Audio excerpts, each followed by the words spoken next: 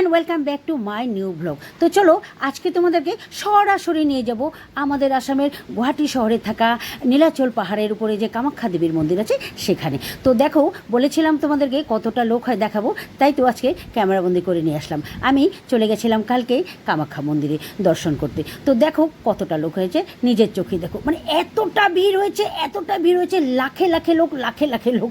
কত লোক যে এত গরমের মধ্যে সেন্সলেস হয়ে যাচ্ছে তার কোনো হিসাব নাই। কিন্তু তার জন্য আবার সুন্দর ব্যবস্থা করা আছে, অ্যাম্বুলেন্স রাখা আছে, ডাক্তার রাখা আছে। তথাপি মানে যখনই আর কি কেউ সেন্সলেস হয়ে পড়ে যাচ্ছে তখন কি হচ্ছে, মানে যাত্রীদেরকে থামিয়ে দিচ্ছে, মানে আর এগোতে দিচ্ছে না।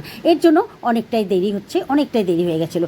তো মোটামুটি পায়ে হাঁটতে 3 ঘন্টার উপরে কিন্তু আমাদের লেগে গেছে নিচের থেকে মন্দিরের উপরে পর্যন্ত যাওয়ার জন্য। আর এই সময় তোমরা তো জানো গাড়ি ঘোড়া সব বন্ধ করে দেয়, পায়ে হেঁটেই কিন্তু যেতে হয়। তো অনেকেই গেছে, অনেকেই এতটা ভিড় হয়েছে, মানে কল্পনার অতীত ভিড় হয়েছে। এবার যেন অন্যান্যবার থেকে আরও বেশি ভিড় হয়েছে, মানে প্রতিবারই আমাদের এটাই মনে হয়। দেখো কত লোক, ভীষণ রোদ্দু ছিল, ভীষণ গরম ছিল, কিন্তু অগণন ভক্তের ভিড় একদমই কিন্তু কম হয় না। তো আজকে আর মন্দিরের ভিতরটা তোমাদেরকে দেখাবো না, মন্দিরের ভিতরেও গেছি, সেটা অন্য ভিডিওতে দেখাবো।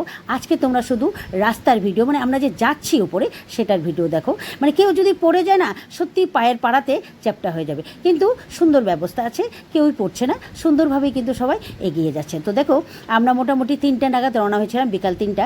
তো এখন মোটামুটি গোধূলি লগ্ন আসন্ন প্রায়। দেখো সূর্য মামা ডুবে যাচ্ছে। তো যত বেলা বাড়ছে তত যেন লোকের ভিড় বাড়ছে। দেখো মানে আমরা ভাবছিলাম যে বিকেল হতে হয়তো লোকের ভিড়টা অনেকটাই কমে যাবে, কারণ সকাল থেকেই লোক যাওয়া আসা করছে।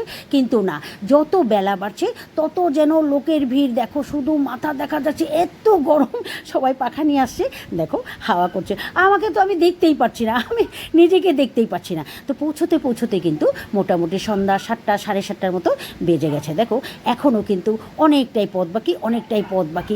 এতটা ভিড় হবে মানে কল্পনার অতীত। দেখো সত্যি তোমরা কি বলবে।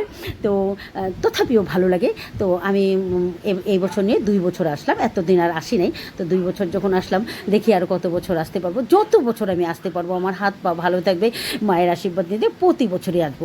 আর ভিতরের দৃশ্য তো আরও মনোরম, কত যে সুন্দর সাধু হিজড়ে, মানে সব কিছু নিয়ে একদম পবিত্রতাময় পরিবেশ, সেগুলো তোমাদেরকে আস্তে আস্তে শেয়ার করব। একসাথে শেয়ার করলে ভিডিওটি বেশি বড় হয়ে যাবে। তো আমরা এখনও কিন্তু অনেকটাই দূরে আছি, তো মন্দিরের সিঁড়ি এখনও পাইনি। তো কিন্তু সবাই খালি পায়ে, জানো তো এত রোদের গরমের মধ্যেও কিন্তু সবাই কিন্তু খালি পায়ে চলছে। অনেকেই ছোট বাচ্চা টাচ্চা কোলে করে নিয়ে যাচ্ছে, কিন্তু আমার মতে বাচ্চা কাচ্চা না নেওয়াই ভালো। তো মোটামুটি যখন 7:30 বাজে আমরা কিন্তু